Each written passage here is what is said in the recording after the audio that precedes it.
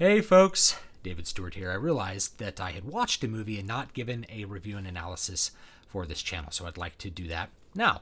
The movie is Doctor Strange, put out by Marvel Studios and Disney, starring Benedict Cumberbatch.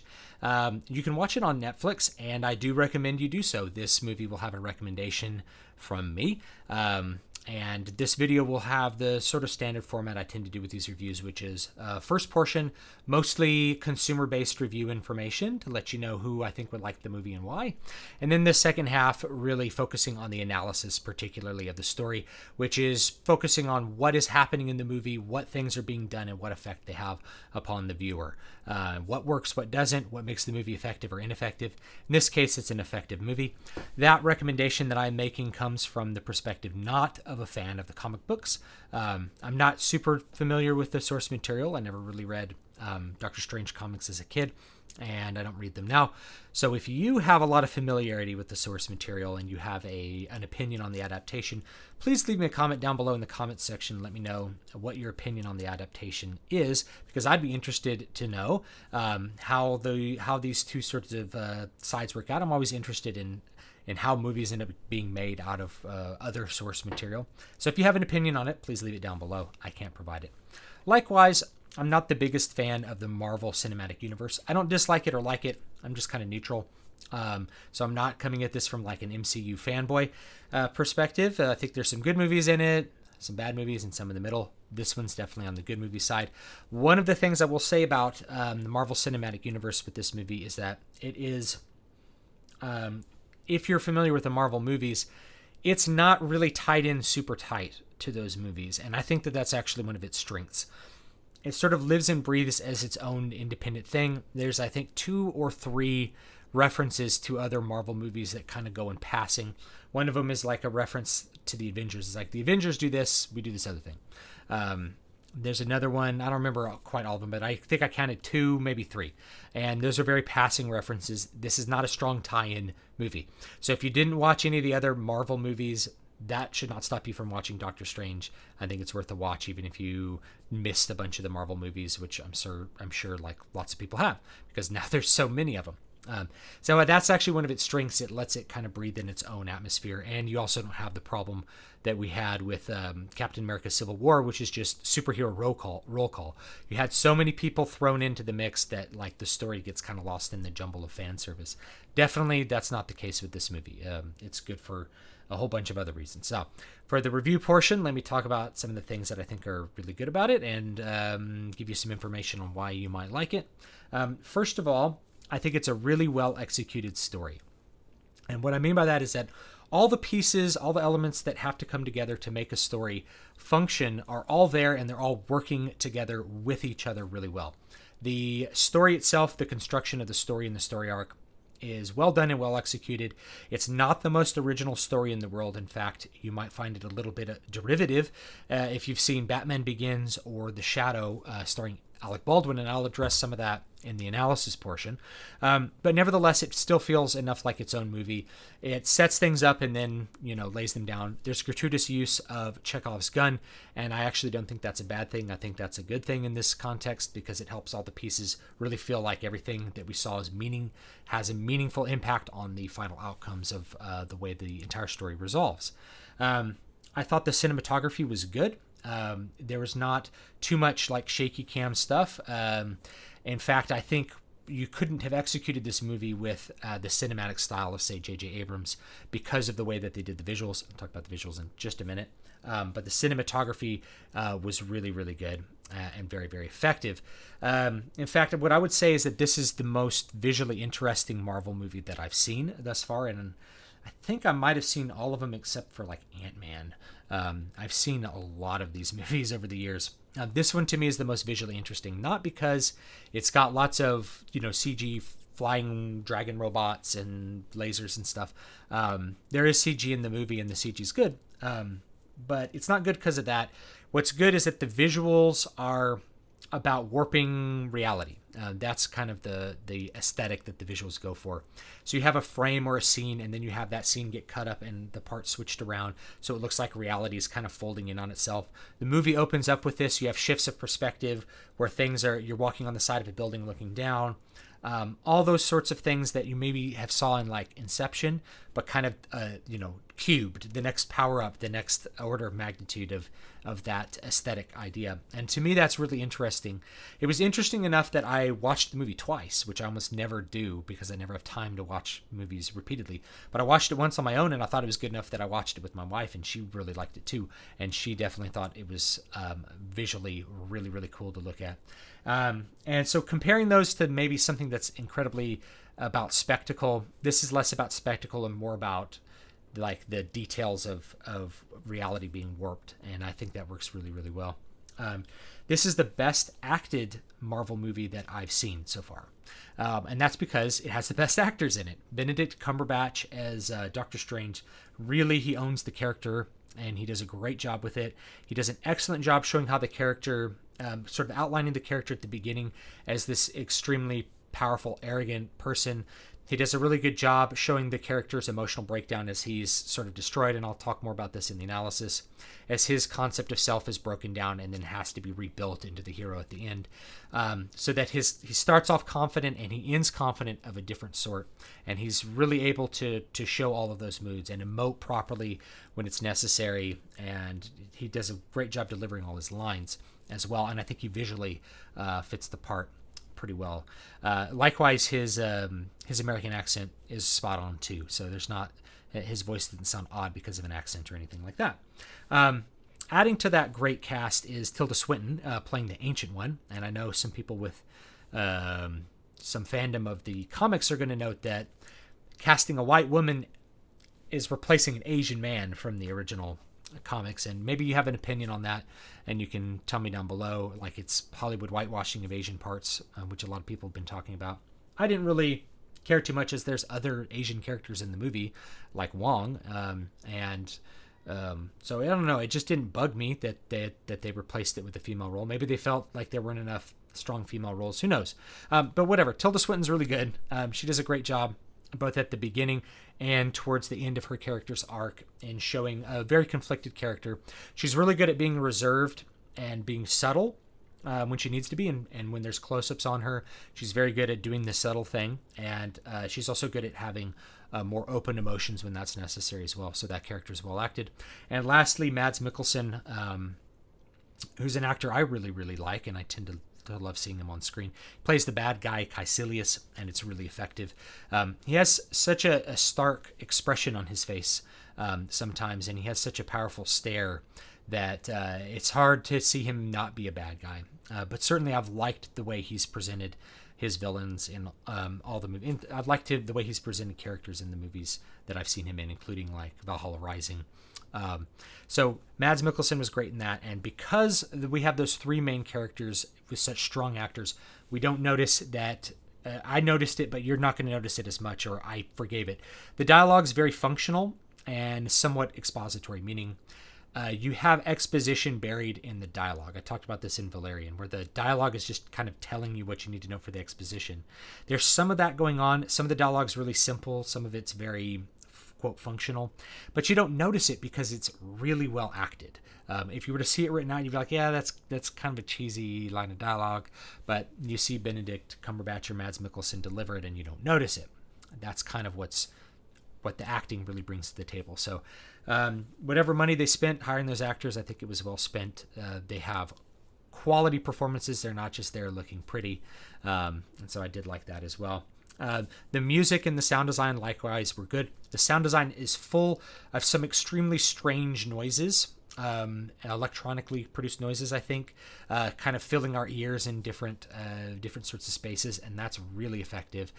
We have some soft moments and some really loud moments, and that kind of supports the storytelling of the movie, where we have we start off with a more character-driven, sort of slowly developing movie, and then it becomes a fast-paced action thriller at the end, and the music and the sound design supports that. So we really do feel like the movie builds up. The music becomes much more present and much more active as the movie goes on, and there's a lot more sort of silent moments at the beginning.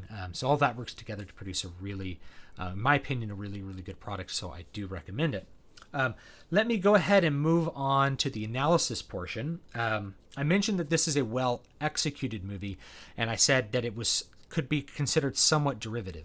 If you have watched Batman Begins, or you've watched The Shadow starring Alec Baldwin, I think that was from 1994 1995, you will feel the first act of this movie as being fairly familiar. And indeed, there is this sort of plot arc present in a lot of stories where you have a main character who has a tragic flaw. In this case, it's Doctor Strange. He's a neurosurgeon, and what happens is that he ends up being, crippled and has to go to the Far East to receive the next to receive special knowledge, some hidden knowledge that he then will come back and apply in the Western world. So we had that with Batman Begins, where he goes and gets trained in the East. We had that with the movie edition of The Shadow. Now, if we go back to the actual Shadow radio dramas from the 1930s, that's not really there. This was something developed from the movie, but it's a good way to frame this sort of story, and so it works in all three of those movies. That first act is going to end up feeling a little bit familiar as a result. Now, the odd thing, actually, while I'm mentioning it, is that Batman is derivative of The Shadow, not just the movie, but the IP Batman is derivative of the IP The Shadow. And the IP Doctor Strange is somewhat derivative of the IP Shadow, but the whole going to the East and receiving special knowledge thing, that's from Doctor Strange. So when The Shadow does it, it's kind of like you're deriving something from your derivative. It's kind of like it'd be like Star Trek getting something out of Star Wars. That would be kind of like what it's like. So I don't that doesn't bug me, and it doesn't upset me. I think it's effectively used. Let's talk about some of the effect with the way that this story is put together, because I think they did a really good job, and I think it was pretty well thought out. The movie begins with an action shot. And it begins with a shot of people clearly performing magic. And it also has this massive distortion of reality that's going on. We have people running up sides of buildings. We have like reality folding in on itself. And we don't know what's going on. We're completely out of sorts as an audience. And we're viewing something that is strange. And it's really important that the movie leads with this magic so that later on, so the audience is prepared for seeing what that is, so when later on when we have the main character Doctor Strange encounter magic, it doesn't feel corny or kind of like crammed in or odd. We're prepared for it. We're waiting for him to get back to that magic. And this is a technique that's been used in not just in movies but in books as well. I've talked about in other videos. The Way of Kings by Brandon Sanderson uses this effect tremendously, where he opens the book by showing the magic system at work, by showing somebody doing incredible magic. And then later on, when you have a character discover that magic, the reader is well prepared to understand what's going on. They don't feel that anything that the character's doing is breaking the limitations, because we established the limitations in the first scene. And so this movie maybe takes a cue from that and does that really, really well. That's how the movie begins. And we have a very important line that's delivered by Mads Mikkelsen's character Caecilius towards the Ancient One. He calls her a hypocrite when she starts folding space. And that comes into play when we start to reveal some of the conflicts of the Ancient One in the second act of the movie. So it's a really, really good piece of foreshadowing and sets everything up that you need to know so that you're well prepared for the journey that is about to come. After that, you have a couple of scenes that are really designed to showcase Doctor Strange in his beginning place in the story, where he starts out. And he starts out, and they frame him as an extremely... He's a neurosurgeon, and he's really good, but he's also very, very arrogant, and he's very, very self-centered, and he's very, very self-important. He considers what he does to be the important thing. He cares about his career. He cares about his outcomes. He's a person that's very focused on himself. And they do that a couple ways. They have this scene where this person's going to be declared dead in an emergency room. His friend, who's a girl and also kind of a romantic interest, they don't fully develop this in the course of the movie, but she's played by Rachel McAdams. She comes and says, Doctor Strange, we have this guy, he got shot in the head. We're going to declare him dead. I think he's not, and you can fix it. And so he goes in, he bumps the other doctor out of the way, the other neurosurgeon, and he removes this bullet super impressive way. He by hand like goes into the guy's brain and like pulls his bullet out. And then like everyone's like, oh my God, that was amazing. And he like scoffs at the other doctor on the way out. And that's to show his competence, that he's really, really good at this. And like he has this really special, important skill as a neurosurgeon. Then we follow that up with a different framing, the arrogance framing, where his friend, played by Rachel McAdams, she comes and says, you should come do shifts at the ER. We need a great doctor. And he says, my time is better spent elsewhere. I'm not going to just waste my time and my energy stitching up people that aren't, that are just going to go out and get killed again. I don't remember the exact dialogue, but that's basically what he says. He says, no, it's more important for me to do other things. And the point of this scene, and I do think it's effective, the point of it is to frame him in a somewhat anti-altruistic way, that he's really focused on his own career and his own career goals, and he doesn't care that much about helping people directly and being that great doctor in the ER that can save lives.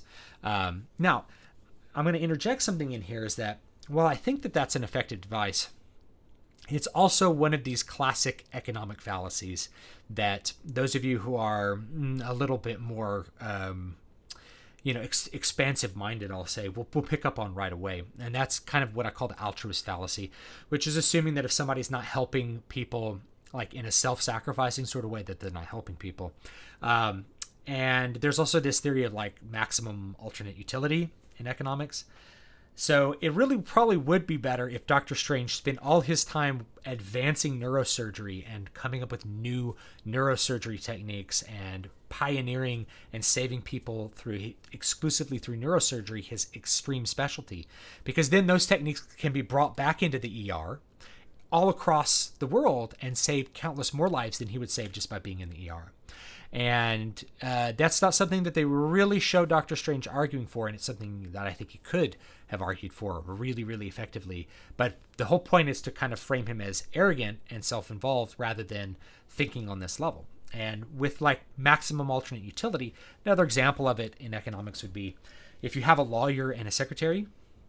Let's say the lawyer types 100 words a minute, the secretary types 60 words a minute. You don't have the lawyer type all the memos. You have the secretary type the memos.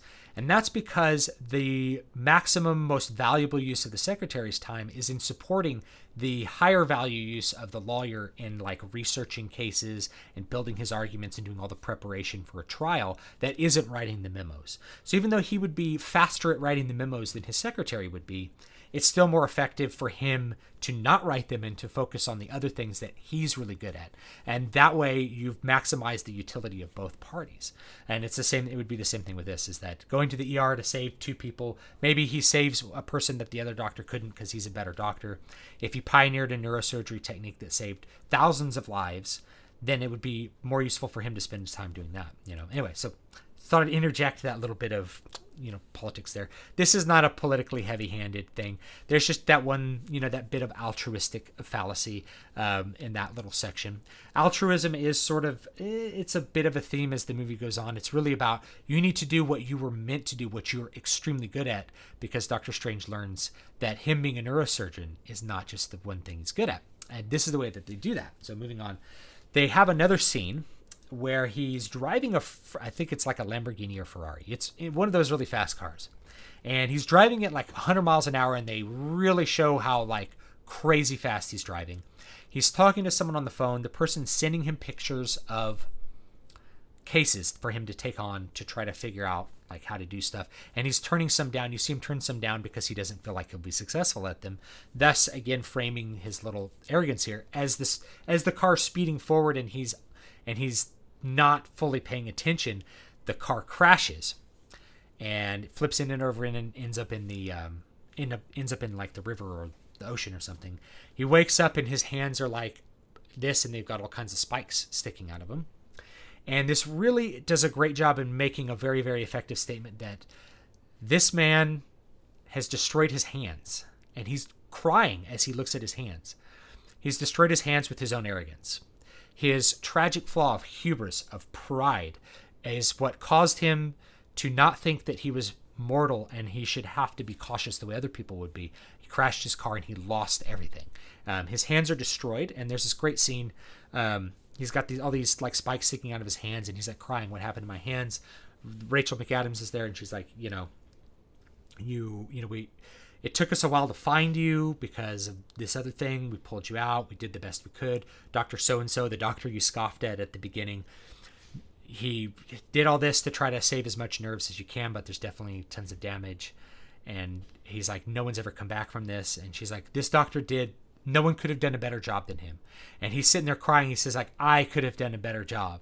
And that's really folding back in on that third scene of the movie where she's like, you need to come work in the ER, because if he had been working in the ER and a case like that had come in, he could have saved that person's hands. So it's a reflection of dramatic irony, and to me it was a very effective moment. But that sets up the first big plot point that sets up the first act, which is we've taken this hyper competent person, we've reduced them to zero, taken away all their skills. He can no longer work as a neurosurgeon. We have a number of scenes where he's coming up against the limitations of where he's at, what he can do. People are not willing to help him. Other neurosurgeons are not willing to take on his case because they feel that there's not a high, they don't have a high confidence of a good outcome for him. So he's having his own hubris turned back upon him. And that further degrades his spirit until he has a really big blowout fight, and he gets very angry at his friend, his sort of love interest that's played by Rachel McAdams, that they never really develop. They don't really need to, but they don't quite develop it. Where he basically gets angry about how disabled he is, and says some naughty things to her to sort of further reduce him so he has nothing and nobody. Nobody cares about him. She says, like, nobody's going to care about you if I don't. And he's left completely at ground zero. And that's the whole point of that first act, is you take that person, you exploit their tragic flaw, and you expose it so that they're leveled and zero. And only when somebody's destroyed can they be built into something new. And that's what the rest of the movie is about. Doctor Strange goes and finds this man who had this miraculous recovery from a back-breaking incident that should have left him paralyzed for life.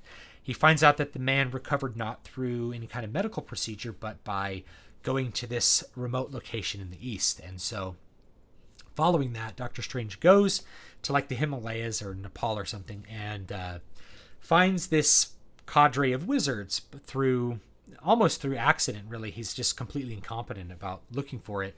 He gets beat up and saved by one of the guys that is part of this group. And that's how he gets introduced to the wizards.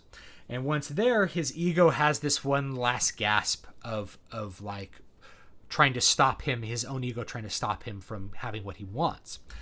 Where he meets the Ancient One, and he basically tells the Ancient One, there is no spirit, there's no magic, there's only the mundane. The mundane is all there is.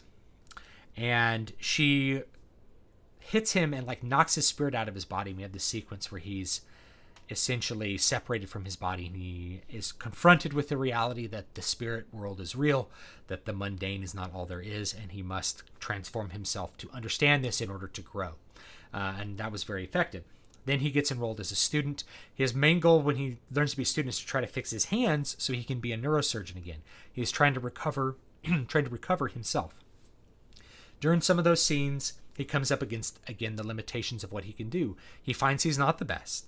He finds that he's, in fact, quite bad at what he does, but he works extremely hard. Once he's leveled, he works extremely hard to try to gain the knowledge that he wants. He's extremely driven. So the strong parts of his personality from the first act are preserved to help him rebuild into a more virtuous person.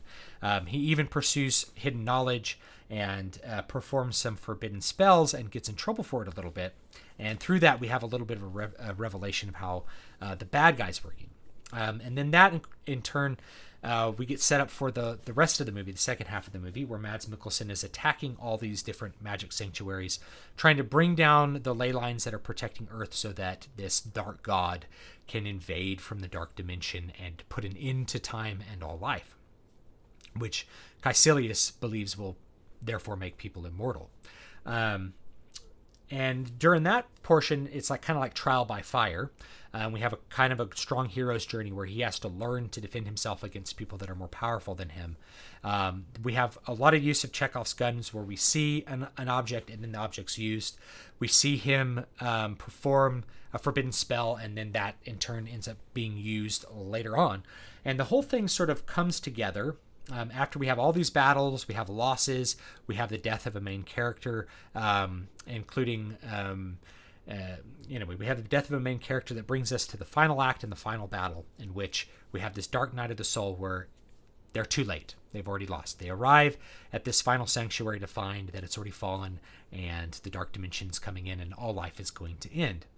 And all of the little pieces that were dropped along in the plot come into play in that final scene to show how Doctor Strange is able to expose this moral conflict at the end, which is, does the end justify the means? Or sometimes we have to break the rules in order to preserve the rules. And that's what he does. And that sets up a conflict with another character named Mordo, who's all about the means. Like, adhere to the rules. We're in this bad situation because people did not adhere to the rules. Now you're going to break the rules. And he breaks the rules. And the main rule is you're not going to screw with time. So what Doctor Strange does is he's figured it out from using this forbidden artifact and these forbidden spells. He rewinds time so that they can fight the battle over. And it's really, really effective. And in that, before then, we have the... sorry, there were spoilers there. There's more spoilers to come. Before that, we have the Ancient One who essentially, at the moment of her death, kind of reveals that she has done the same thing, that she was drawing power from the Dark Dimension to make herself immortal so that she could continue to protect the world from the Dark Dimension.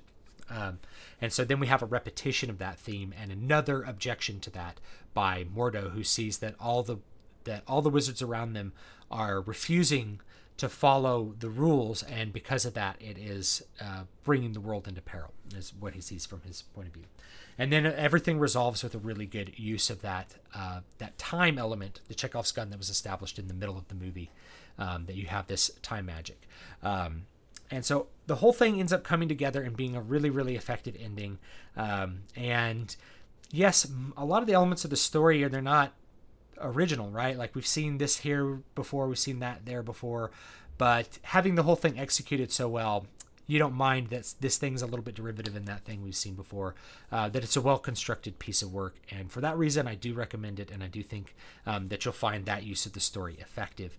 The first half of the story, it's very sort of reflective. In the second half of the story, it's big, action-packed, but there doesn't seem to be this conflict between the two. They kind of flow one into the other, and the conclusion of the entire story is set up by all the things that precede it. It doesn't come out of nowhere, and so that I think makes me think of a well-crafted work. So thank you so much for watching and for listening to that little analysis.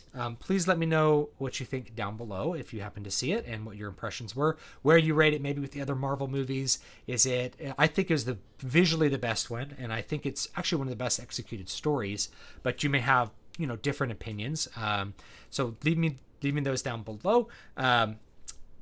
If you are interested, today and tomorrow, you can get my fantasy book, The Water of Awakening, for free on Amazon.com. It's normally either 99 cents or $2.99. You can get the ebook for free, not the paperback. Paperback, still gotta pay for that paper, yeah. But you can get the ebook for free today and tomorrow. You can also get Garamesh and the Farmer for free, which is my fairy tale. And these two books actually go together. So if you haven't read this one, you might want to read this one. You don't have to read either one together, but they're connected in a way that I think will be interesting. And you'll understand the full connection in the years to come because I have a lot more things planned with this particular universe, and I hope you will like it. So that's free down below. No reason not to take a chance on it and download it. And I will see you guys next time. Have a great one. Also, don't forget to follow me on VidMe. If you're watching this on VidMe, thank you for watching this on VidMe. Leave me a comment on VidMe so that I know that you are a real human and that I have some people that are interested in seeing me on that platform too. You guys have a great one.